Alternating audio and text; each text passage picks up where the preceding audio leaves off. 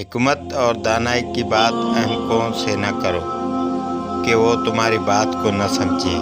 عقل مندوں کے پاس فضول کی بات نہ کر کہ کہیں تجھ سے ناراض نہ ہو جائے۔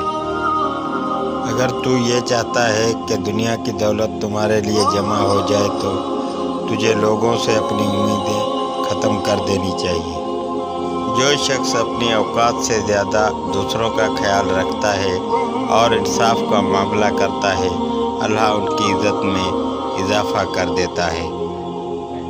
40 مردوں کے برابر مردانہ طاقت کے لیے پانی میں ایک انجیر، انگور اور شہد گھول کر پی لیا کرو۔